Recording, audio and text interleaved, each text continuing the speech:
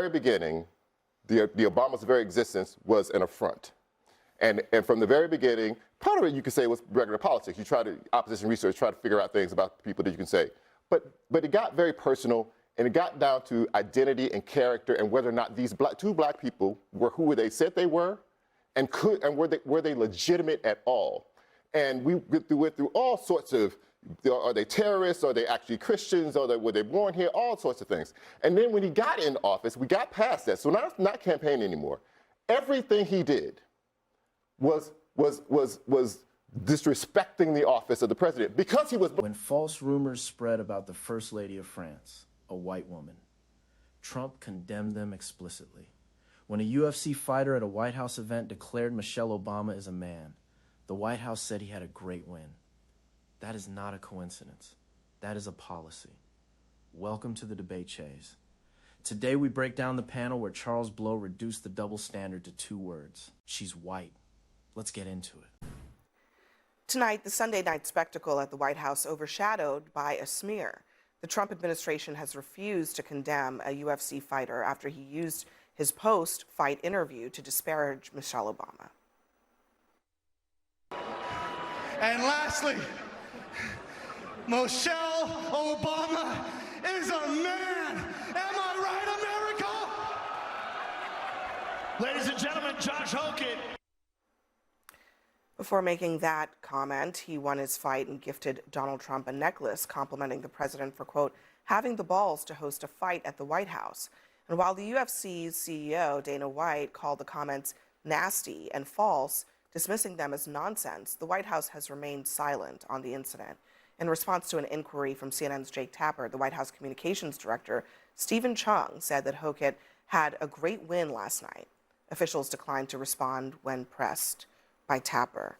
How shameful is it that Dana White has to be the one to say it's false and it's terrible, and the White House can't say the same? Yeah, I don't know. It seems like the easiest layup in the world, right? Just condemn it. It's absurd. It's nonsensical. It's not true.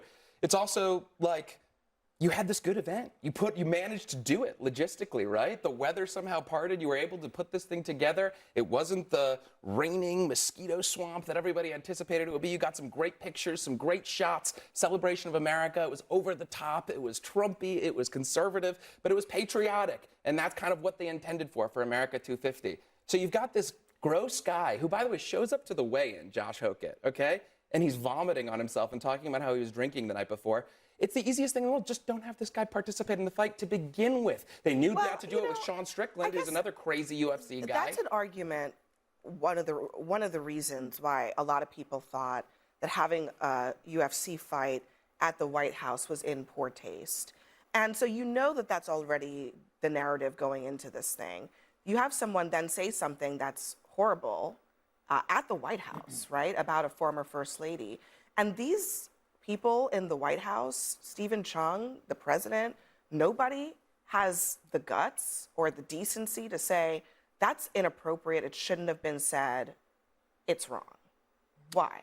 Yeah, I would do that. I would say we don't endorse these comments. But why won't they? I don't know. I haven't really talked to them about it. I mean, you talked to the president on Sunday. My assumption is, yeah, Sunday morning. My assumption is that they get asked to condemn things all the time. Everybody, everywhere that says something, they're constantly being asked to condemn things. And my guess is they just sort of have a policy not Aren't to there do some things that they should condemn? This is a pretty easy one. This is the former First Lady. I don't get it. The idea that they always have to condemn things is not an excuse for not condemning things that should be condemned. Reposted a meme about her having snuck into the Oval Office and used Joe Biden's auto pen to pardon people. Donald Trump reposted that. In February, he reposted another smear of her that said she was an anti-white racist. And Don Jr. himself, 2 years ago on Trans Visibility Day, posted this very same meme that this guy expressed the other night, that Michelle Obama was trans. And he did not condemn it then, so he cannot condemn it now. So he is involved in it. They believe that this is something that's near and dear to the hearts of their base, and so they coddle it. I think, what Democrat apologized for when Tim Walz and all these elected Democrats on the campaign trail were pumping out the notion that J.D. Vance was having sex with a couch, which is an equally absurd and ridiculous story to tell. Our politics are getting really ugly. I agree. We should all Listen, condemn this stuff. I actually think the Biden agree with administration- you on that. I always thought that the couch memes were just beneath the dignity of people seeking the high office. Let's start with what actually happened. A UFC fighter, after winning his bout at a White House hosted event, an event the president organized, promoted, and attended, took the microphone and declared that Michelle Obama is a man. The crowd cheered. The president had accepted a necklace from the same fighter moments earlier. Dana White, the UFC CEO, a Trump ally, called the comments nasty and false and dismissed them as nonsense. When CNN's Jake Tapper pressed the White House, the communications director said the fighter had a great win last night. No condemnation, no statement, nothing. The panel called it the easiest layup in the world. 3 words: we condemn this. That is all it would have taken. A former First Lady of the United States was publicly degraded at a government-hosted event, and the administration that hosted the event could not produce 3 words. Scott Jennings attempted to explain the silence by suggesting the administration gets asked to condemn things constantly and may simply have a policy of not responding to every incident. The panel did not let that land, because there is no policy that explains condemning the same attack on a white first lady while staying silent when a black one faces it. That is not a policy. That is a choice. Trump has to denounce, and anybody associated with it has to denounce. When you have that on the White House lawn, on an event you put down, I don't care what you think about the Obamas or anything, that has to be an immediate denounce. Like, wrong, doesn't speak for me. Trump should denounce it. He should say that was totally wrong. The event itself, listen, the troops seem to love it. All the people there seem to love it. I have no problem with it. I think you're crying over spilled milk if you are upset about the actual event. But that comment, if you're going to do it, own it and be like, that was wrong and should never happen. Charles Blow delivered the argument that cut through everything. Trump has a documented record on this specific attack. When the same false claim was leveled at Brigitte Macron, the First Lady of France, Trump condemned it explicitly. The panel noted it, and Blow said it plainly, almost under his breath, as if the simplicity of the point was almost too obvious to require elaboration. She's white. He just keeps repeating it, because that is the entire argument. You do not need a lengthy analysis when the evidence is this clean. Same attack, different target, one condemnation, one silence. The only variable is race. The historical context that Blow brought to the table made the silence even less defensible. Trump reposted a video depicting the Obamas as apes. He reposted a meme claiming Michelle Obama snuck into the Oval Office. Don Jr. posted the exact same claim about Michelle Obama being transgender on Trans Visibility Day 2 years ago. Without condemnation then and without condemnation now. This is not a one-time lapse. It is a pattern of amplification. The administration cannot condemn the fighter's comment without condemning content its own members have circulated. That is why the condemnation does not come. Not because of any blanket policy, because the policy here is specific. Protect the narrative, protect the base, and treat the silence as a signal to the people who needed to hear it. Dave Portnoy, no progressive ally, no Democratic sympathizer, said it plainly. When it happens on your lawn, at your event, you denounce it immediately. Full stop. The fact that a Trump supporter and Barstool Sports founder could find those words and the White House could not tells you exactly what the administration calculated. It calculated that the cost of condemning it, disappointing the portion of the base that believes this about Michelle Obama, that has believed it for years, that has been fed this content through right-wing media channels for over a decade, was higher than the cost of the silence. That calculation is the story. The attack itself has roots that Blow named directly. Claiming that black women are not women, stripping them of their femininity, their humanity, their womanhood, is not a new invention. It was deployed historically as a tool of dehumanization. It made brutality easier to justify.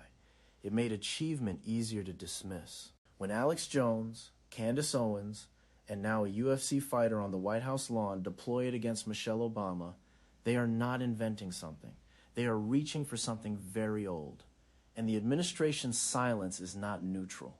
Silence, in this context, is a form of participation. Comment now overshadowed this event, to your point about the time and effort that this took. I mean, there was a pretty incredible flyover that took place for the event.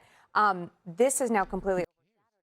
And it's so simple to just condemn this comment. And Dave Portnoy speaks to Trump's base. If he can do it, I mean, it seems like this would be so simple. And I think we're all in agreement Has Trump ever that this should be condemned by The coarsening of our discourse is comment bad. made by and someone of his own? No, not at all. That's Right. what I mean. I don't Actually, think that's we're not true. expecting Remember at the end of the but- campaign when that comedian made the comment at Madison Square Garden About Puerto Rico being an island of campaign, floating island of the trash? campaign actually, I Did recall, condemn it. they did put out a statement. Look, if both parties took a little bit of their Oh, communication we're not going to cues- equalize here. No, we're not going to equalize. not it. saying that. No, I'm just saying if don't both do parties the took- don't both parties thing right now. Charles, the point is, if both parties moved their orientation a bit closer to Dave Portnoy's on Oh, political we're not doing issues. that. No. All right, man. I'm just trying to make a simple point here that this guy is a conventional, fiscal conservative, social liberal, apolitical on a lot of culture war questions. My simple point to you, Charles, is this: Portnoy is correct, and he takes the same position you do. That this is bad, and my it should be simple point to you is this: is that there's a historical reason that this is a problem, and this is why Donald Trump is in a from the very beginning, the Obama's very existence was an affront. And from the very beginning, part of it you could say was regular politics. You try to, opposition research, try to figure out things about people that you can say. But it got very personal, and it got down to identity and character and whether or not these two black people were who they said they were, and were they legitimate at all.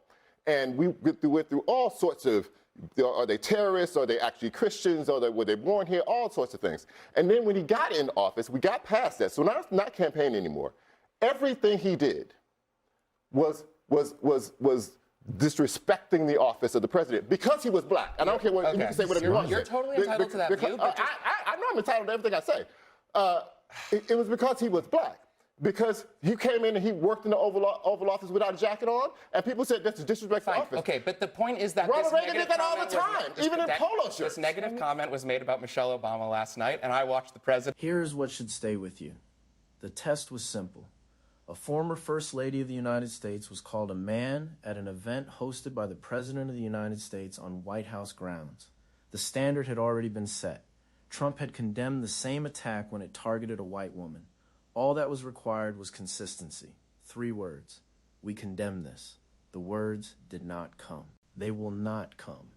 Because the people who needed to hear a condemnation are not the people watching this panel. They are the people who cheered. And the administration has made a calculation about whose approval matters more. The people demanding basic decency or the people for whom the attack was a feature, not a bug. Charles Blow said it without elaboration because it did not need any. She's white. That is the variable. That is the explanation. That is the double standard laid bare in 2 words. Leave your thoughts in the comments. Do you think there will ever be a moment where this administration faces real political consequences for its silence on attacks against black women? And what is the consistency of this pattern, spanning years and multiple incidents? Tell you about its nature. Subscribe to the Debate Chaz. We will keep naming what is in front of us for as long as it takes.